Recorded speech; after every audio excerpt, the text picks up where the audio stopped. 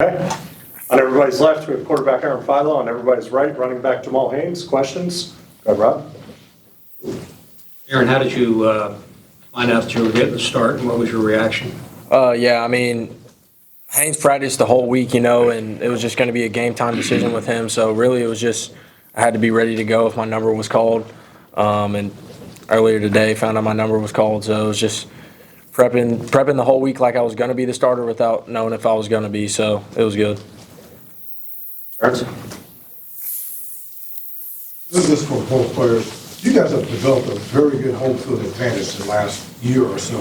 What has caused that, and then how will that help you guys against Clemson, you think, this coming week? Yeah, just all the students coming out has been a big thing. Like, they really showed up today. They were loud, and there was a bunch of them, and as well as fans, loud, and there was a bunch of them. So it was awesome just to see Bobby Dodd getting packed like that, and we need that again next week. Okay. Question for Jamal. A lot of big holes were created by the offensive line. Just what went through your mind on that 53-yard touchdown score you had when the hole opened up so wide? We definitely talked about it on the sideline, but just really seeing Malachi when he got his first counter move, I noticed that there was no backers there, and the line did a great job of washing down and then kicking and inserting. So I already knew, like, if we called counter again, it would be one of those same type runs. And Malachi said, "You're next," and literally that exact same play came up, and I just knew what it was. So hit it in the hole open, and it looked great. Eric? Aaron, you jump in there, you're making your start today, and it starts about as poorly as you could. You have the 2 turnovers there, but then you rebound. Coach Key talked about the way you reacted and what he said to you when you came off to the sideline. What was going through your head, and then what kind of motivates you? Like, what gets you going to have the kind of day that you had today? Yeah, it was a bad start. You just can't start like that, so definitely have to clean that up. But it's always a next play mentality, so you can't worry about the last play. You just got to move on to the next play, and you can't let those 2 turnovers affect what's going to happen the rest of the game, because then you're putting yourself in trouble if you do that. So really just the next play mentality, and just keep taking shots. I've got a question for each one. Aaron, first off, congratulations on the win in your first start. You appeared in 5 games last year. You were able to learn a lot from Haynes. How beneficial do you think those factors were into your performance today? And also for Jamal, as a senior, Clemson is next week. Do these kind of games, these rivalry games, mean a little more than they would, given that you're a senior, or is it about the same? Yeah, Haynes has been a tremendous role model for me. Picking his brain about certain things of the game and just learning from him each and every day with how much knowledge that he has of the game, and then as well as the toughness and the grit that he shows when he plays. He's just been a great role model and a friend as well. So, yeah, it's just been awesome learning from him.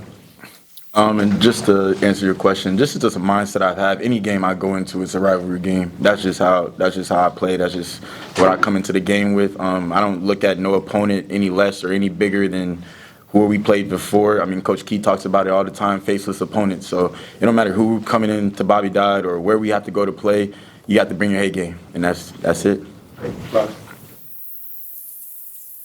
The passes out in the flat, the swing passes were really successful today. I wonder if both of you could talk about what you saw from the blocking from the other receivers and the tight ends. Yeah, for sure. They all blocked their tails off today. It was something that we saw on film. We knew we could get the ball out to the flat, and that had a chance to be some explosive plays out there. So they did a really good job blocking out there, and obviously we got some explosives from it. Just from perimeter blocking, I believe, like Coach Brock and Coach Brock and what's my train of thought? All right, forget it. The wide receivers coach and the tight ends coach, they did a great job of just harping all fall camp of perimeter blocking and just getting that squared away. So even anytime he puts the ball into the flats or the ball gets on the perimeter, they do a really good job. Aaron, you got everybody involved today, and I know you get to work a lot with the twos and different groups of receivers, the way you guys rotate everybody. How exciting was it for you to complete passes to 11 different guys today? Yeah, I didn't even know that stat. That's crazy, but it's awesome just, also knowing that you have the depth where you have a bunch of people that can play. So Yeah, that's awesome that we have that many guys that can play, and it was good to be able to spread the ball out and have some big explosive plays.